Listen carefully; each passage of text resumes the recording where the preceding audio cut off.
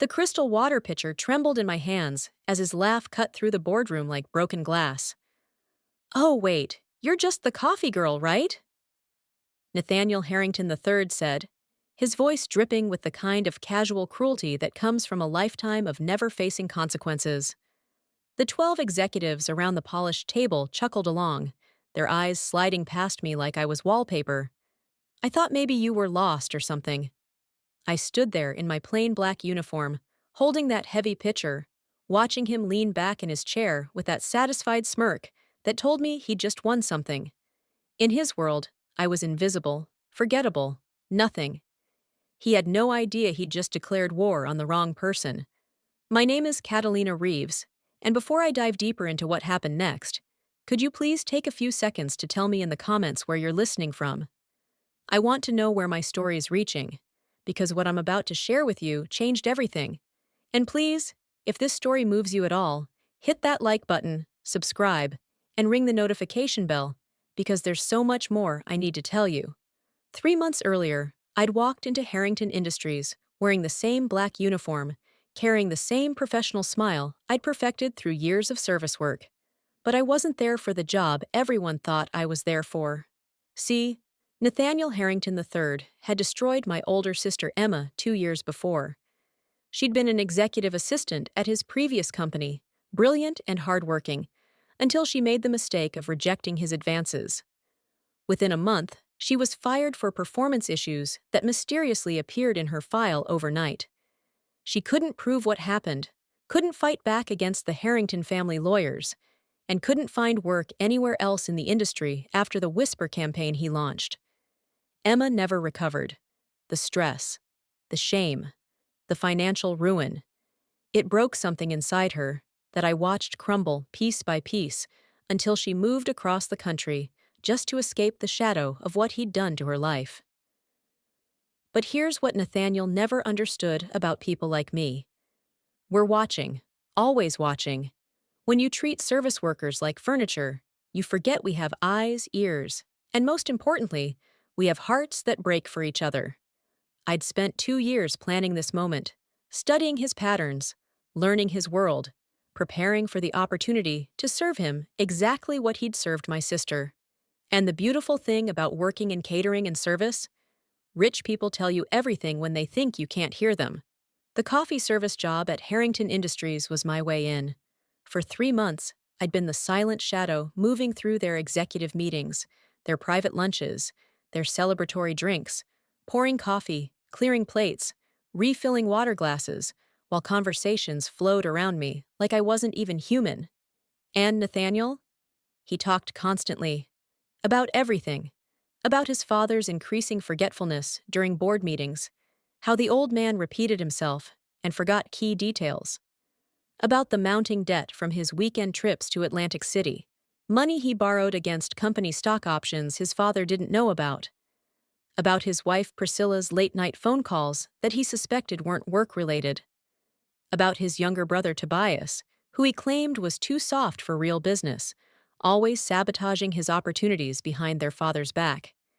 He shared all of this freely because to him, I didn't exist. That Tuesday morning, when he humiliated me in front of the entire executive board, something crystallized inside me. The plan I'd been building for months suddenly had its perfect moment. I smiled at him, that same professional service smile, and continued pouring his water. "My apologies, sir," I said quietly. "I'll be more careful about where I belong." But I was already 10 steps ahead of him. The first move came during the annual Harrington Industries Charity Gala 3 weeks later. I'd volunteered to work the event through my catering company, positioning myself perfectly in the web of conversations that would shape everything. The gala was held at the Metropolitan Museum, all marble columns and golden light, where Connecticut's elite gathered to write tax-deductible checks and congratulate themselves on their generosity. I worked the champagne service, invisible in my crisp white shirt and black vest, moving through clusters of conversations like smoke. I'd spent weeks studying the guest list, learning who would be there, understanding the relationships that mattered. Nathaniel's father, Harrington Sr., would be mingling with major investors. The board members would be networking with potential partners. And most importantly, Nathaniel would be drinking. He always drank too much at social events, his tongue loosening with each glass of champagne, his filter disappearing as the night wore on. I'd watched him do it at 3 company events already, each time growing more careless with his words. The beauty of my plan wasn't in what I would do, it was in what I wouldn't have to do. I simply had to create the right moment for Nathaniel to be himself. At exactly 9:47 p.m., I approached the group where Nathaniel stood with 2 major investors, Cornelius Webb and Patricia Fontaine, both considering significant partnerships with Harrington Industries. His father was speaking with another cluster of people, just close enough to overhear if someone spoke a little too loudly. "More champagne, gentlemen?" I offered, refilling their glasses with the practiced invisibility I'd perfected. "This is perfect timing," Nathaniel said, his words slightly slurred from the evening's consumption. "We were just discussing family business dynamics." I continued pouring, my movements slow and deliberate, ensuring I'd be present for whatever came next. "The thing about working with family," Nathaniel continued, warming to his topic as he always did when alcohol made him feel philosophical, "is knowing when to acknowledge that age brings limitations." Patricia Fontaine raised an eyebrow. "How do you mean?" And there it was, the opening I'd been waiting for. "Well, take my father," Nathaniel said, gesturing toward the older man with his champagne glass. "Brilliant businessman, obviously, but lately he's been, how do I put this delicately? Repeating himself a lot, forgetting key details during meetings. Last week he asked me about the Morrison contract 3 times in one afternoon." I kept pouring, my expression neutral, but inside I was holding my breath. Cornelius Webb leaned in, clearly uncomfortable. "That seems like a private family matter." "Oh, it's nothing serious," Nathaniel backtracked quickly, but the damage was spreading like spilled wine. "Just the normal aging process, you know? But it does raise questions about succession planning, about when leadership transitions need to happen for the good of the company." I finished with their glasses and moved away, but not before I saw Patricia Fontaine's expression change. She was no longer looking at Nathaniel as a potential business partner. She was looking at him like someone who casually betrayed family secrets to strangers at cocktail parties. But the real masterstroke was what happened 15 minutes later. Harrington Sr. approached their group, having overheard just enough of the conversation to catch the words forgetting, aging, and succession. His face had gone very pale, very quiet. "Nathaniel," he said, his voice carrying the kind of controlled fury that comes from decades of boardroom battles, "I'd like to speak with you privately."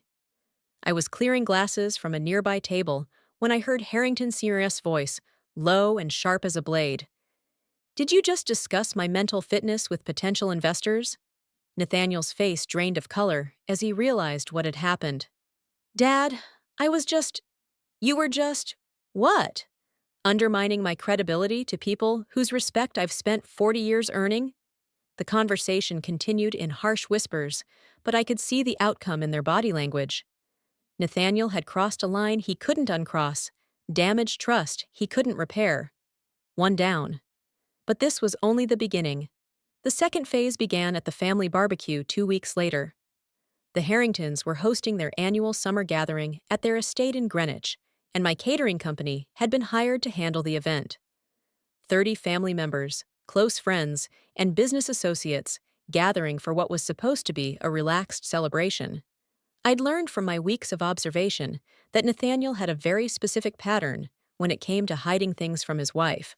He used an old cigar box in his study, tucked behind a leather-bound set of Shakespeare that no one in the house had ever touched. Inside that box were his gambling receipts, his debt markers, evidence of every Atlantic City weekend that Priscilla knew nothing about. The brilliant thing about being service staff at a private home event is that you have access to places the guests never see. While everyone gathered on the back terrace overlooking Long Island Sound, I was moving through the house, setting up the bar service, arranging the buffet, and yes, occasionally accessing areas like the study to retrieve additional serving pieces from the storage closets. Priscilla Harrington was a sharp woman, an art dealer with her own successful gallery, but she loved her husband enough to trust him completely. That trust was about to be tested. The opportunity came when she asked me to bring her purse from the study. She'd left it there during the pre-party setup and needed her lipstick for the family photos they were taking. A simple request that gave me exactly the access I needed. Here's what I didn't do. I didn't plant anything. I didn't steal anything. I didn't fabricate evidence. What I did was far more elegant. I simply moved the Shakespeare volumes. You see, Nathaniel's hiding spot worked because those books were positioned in a specific way, creating a shadow that concealed the cigar box behind them. But if someone shifted the books while cleaning, if they moved them just 6 inches to the left while dusting the shelf, suddenly that hiding spot became very visible to anyone who entered the study. When I retrieved Priscilla's purse, I made sure to dust the shelf properly, just being thorough in my cleaning duties. 20 minutes later, Priscilla went back to the study to take a phone call away from the party noise. She needed privacy to discuss a potential art acquisition with a client in California. I was arranging the dessert table on the terrace when I heard her voice through the open study window, her tone shifting from professional to confused to something much sharper.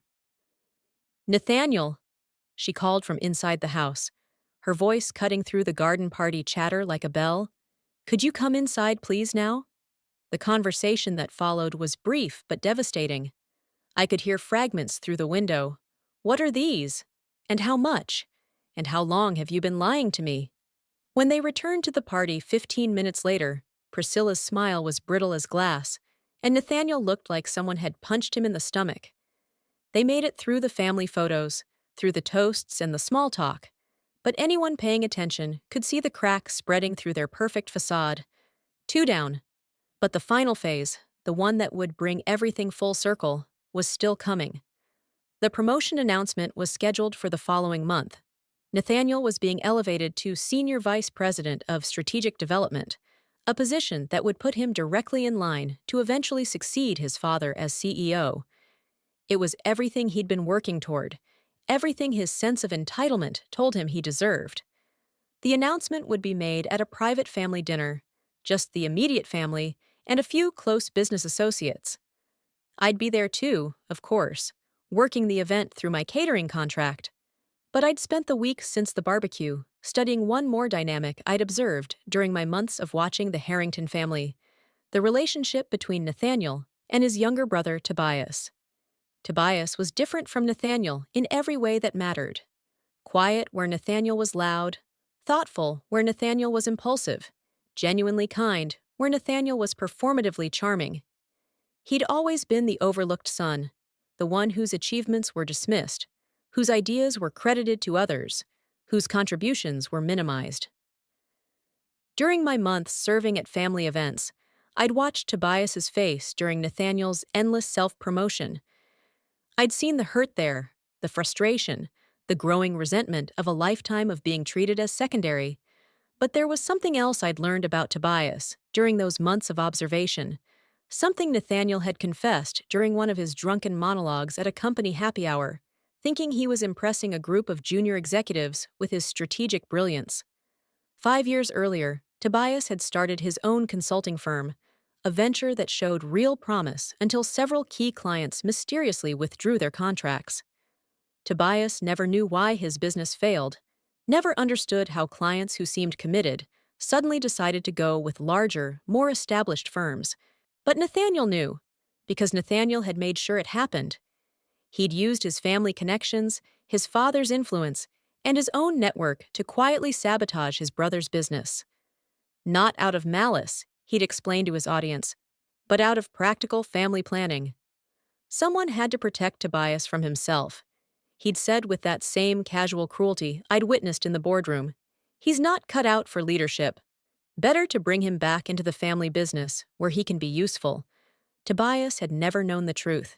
He'd blamed himself for the failure, carried that shame for years, accepting his role as the lesser son, because he believed his own inadequacy had been proven in the marketplace. The promotion dinner was held in the Harrington family's private dining room, all dark wood and oil paintings of stern ancestors. 12 people around an oval table that had seen generations of family celebrations and business deals. I moved through the room like a shadow, refilling wine glasses, clearing plates between courses, maintaining my practiced invisibility while the family toasted Nathaniel's success. To the next generation of Harrington leadership, the father said, raising his glass despite the lingering tension from the gala incident. Family loyalty ran deep, even when trust had been damaged. Nathaniel basked in the attention, his confidence returning with each congratulation, each prediction of his bright future. The champagne flowed, the conversation grew louder, and slowly, inevitably, Nathaniel's filter began to dissolve. I waited until the perfect moment, when Tobias had stepped onto the terrace for air, when Nathaniel was holding court with the remaining guests, when the alcohol had made him feel untouchable again. "More champagne, sir?" I offered, approaching his chair with a fresh bottle. "Absolutely," he said, extending his glass. "This is the best night of my life." As I poured, positioning myself so my movements would naturally place me between Nathaniel and the French doors leading to the terrace, I made a simple observation. "It's wonderful to see families celebrating together," I said quietly. "Your brother seems very happy for you." "Tobias?"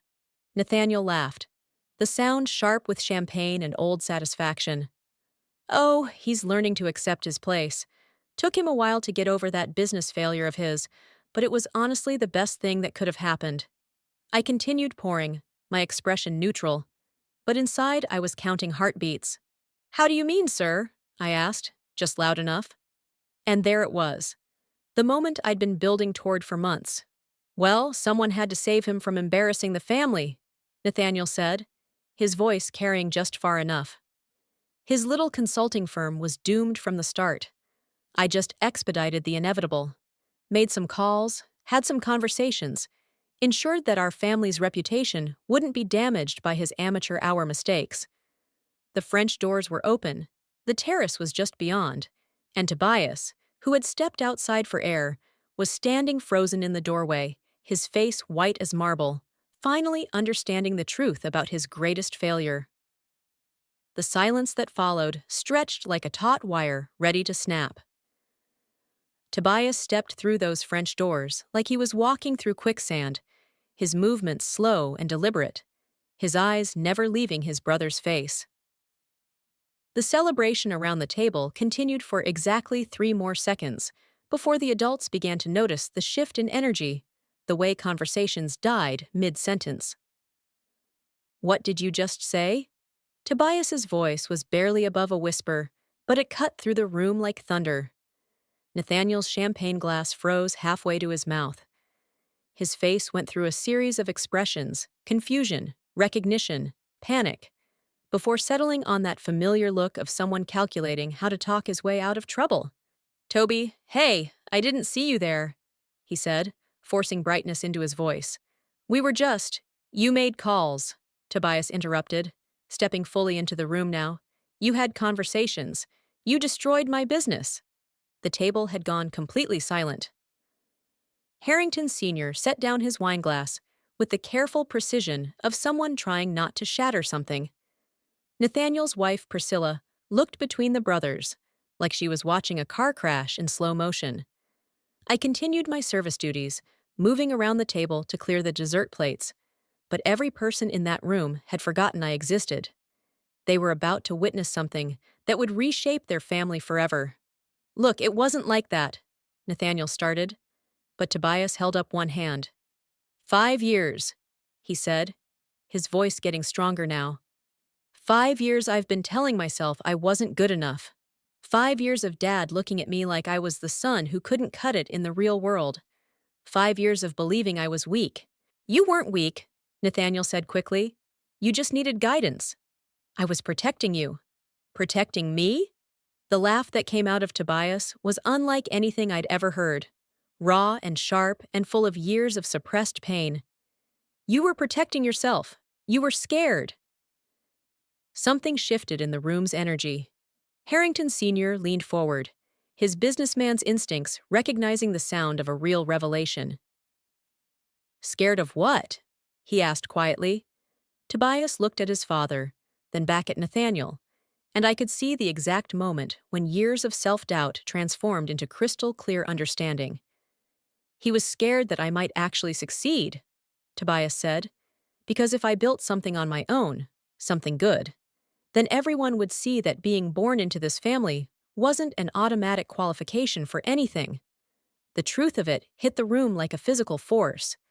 You could see it in the way the other family members' expressions changed, the way they started looking at Nathaniel differently. "That's ridiculous," Nathaniel said, but his voice had lost all its confidence. "I was looking out for family interests." "Whose family interests?" Tobias asked. "Because my business would have employed 30 people. It would have generated revenue, created value, contributed to the community. The only interest it threatened was your guarantee of being the only successful son." Harrington Sr.'s face had gone very still, very quiet. I'd served enough family dinners to recognize that expression. It was the look of a man reassessing everything he thought he knew. "Is this true?" he asked Nathaniel. And here's where Nathaniel made his fatal mistake. Instead of apologizing, instead of acknowledging what he'd done, he doubled down with the same arrogance that had defined his entire life. "You're all acting like I committed some crime," he said, standing up from the table with aggressive defensiveness. "I made business decisions that protected our family's reputation. That's what leadership looks like." The silence that followed was deafening. Priscilla was the first to speak. "Leadership doesn't look like destroying your brother's dreams." "It wasn't destruction," Nathaniel snapped. "It was redirection." "Into what?" Tobias asked. "Into being your backup plan? Into being the safe choice you could fall back on if you ever needed someone to blame for your mistakes?" I finished clearing the dessert course and began setting up the coffee service, moving with practiced efficiency while the family imploded around me. This was better than anything I could have planned, more devastating than any revenge I could have engineered. "You want to know what leadership looks like?" Harrington Sr. said, his voice carrying the authority of someone who'd built an empire from nothing. "Leadership doesn't sabotage family. Leadership doesn't operate from fear. And leadership certainly doesn't celebrate destroying someone you claim to love." Nathaniel's face was flushed now, the champagne and anger combining into something ugly. "You're all being dramatic. Business is about making hard choices." "What hard choice?" Tobias demanded. "The choice between supporting your brother and protecting your ego?" "I protected this family. You protected yourself." The argument escalated from there. Voices rising, old grievances surfacing, years of family dynamics unraveling in real time. But the damage was already done. You could see it in everyone's faces. The way they looked at Nathaniel now. The way his carefully constructed image was crumbling with each defensive word he spoke. I served the coffee quietly, efficiently, while the most powerful family in Connecticut destroyed itself from the inside. The evening ended with Tobias walking out, followed by two cousins who suddenly remembered business they had elsewhere. Priscilla excused herself with the kind of cold politeness that signals the end of more than just a dinner party. And Harrington Sr. announced that the promotion would be reconsidered pending further family discussions.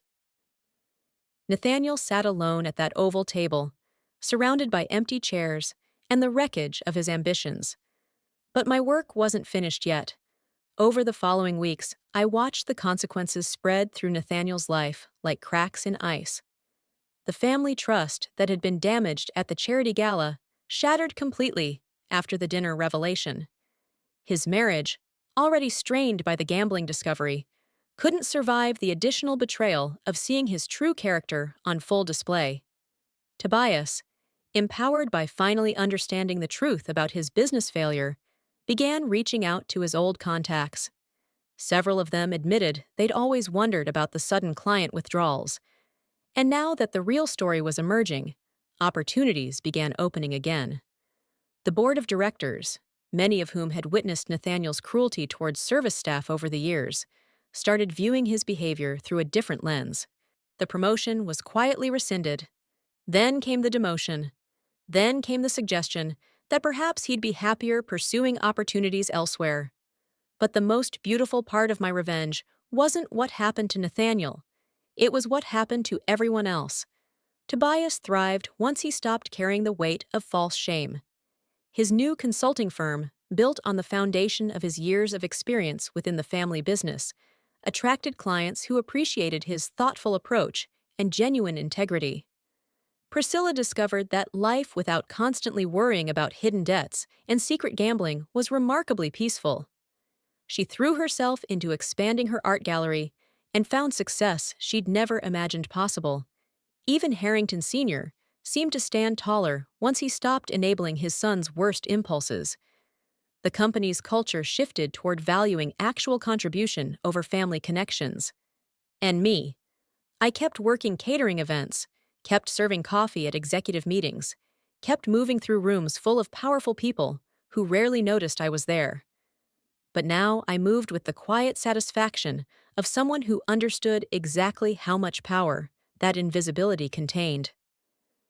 6 months after that dinner party, I served coffee at a breakfast meeting where the topic was Nathaniel's failed interview for a mid-level position at a competing firm. Apparently, his reputation had preceded him. I heard he actually asked if they provided a company car. One executive laughed, like he was still entitled to perks he'd never earned. I refilled their coffee cups and allowed myself a small smile. The beautiful thing about the revenge I'd orchestrated was its completeness. I hadn't destroyed Nathaniel through lies or manipulation or manufactured evidence. I'd simply created opportunities for his authentic self to emerge, for his own words and actions to reveal who he really was underneath the privilege and protection. Every consequence he faced was the direct result of choices he'd made, things he'd said, people he'd hurt. I just made sure the right people were listening at the right moments. His downfall was entirely self-authored. I'd merely provided the stage. 3 months ago, I served my final event for Harrington Industries. It was Tobias's promotion announcement. He'd been named Senior Vice President of Strategic Development, the position originally intended for his brother. The celebration was smaller, quieter, more genuine than the dinner that had brought everything crashing down.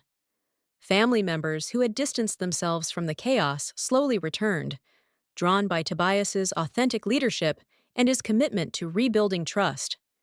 During the toasts, Tobias mentioned how grateful he was for second chances, for the opportunity to prove himself, for family members who believed in redemption and growth. He had no idea that his second chance had been carefully orchestrated by someone he'd never noticed, someone who'd spent months studying his family dynamics and creating the perfect moment for truth to emerge. And that's exactly how I wanted it. As I cleared the glasses that night, Tobias caught my eye and smiled. "Thank you for everything," he said, the way people do when they want to acknowledge good service. "My pleasure," I replied, meaning it more than he could possibly know. I don't work catering events anymore. I've moved on to other things, other opportunities, other ways of moving through the world. But I carry with me the knowledge that sometimes justice comes not from dramatic confrontations or elaborate schemes, but from simply ensuring that people face the consequences of their own choices. Emma called me last week from her new life across the country. She's doing well, building something beautiful and meaningful far from the shadow of what was done to her. She doesn't know the role I played in evening the scales, and she never will. Some gifts are meant to be given anonymously. The last I heard, Nathaniel was working at a regional office of a mid-tier consulting firm, earning a fraction of what he'd expected his inheritance to provide. No company car, no executive assistant, no power over anyone's future but his own. And you know what? I sleep very well at night. Sometimes people ask me if I feel guilty about what I did, if I think revenge is worth the energy it requires. But here's what I learned from those months of careful planning and patient observation. The most perfect revenge isn't about destroying someone. It's about removing the barriers that let them destroy themselves. Nathaniel Harrington III was always exactly who he revealed himself to be at the end. I just made sure he couldn't hide behind his family's protection when the revelation happened. So, if you're listening to this story and thinking about someone who hurt you, someone who used their power to diminish your worth, remember this: the truth has its own gravity. Sometimes all it needs is the right moment to fall. If this story reached you in a place where you needed to hear it, please take a moment to like this video and subscribe to my channel. Tell me in the comments about a time when you witnessed someone face the natural consequences of their choices. And remember, you're never as powerless as people want you to believe. Thank you for listening. Thank you for caring about justice, even when it comes quietly and without fanfare. And thank you for reminding me that the best revenge is simply living well.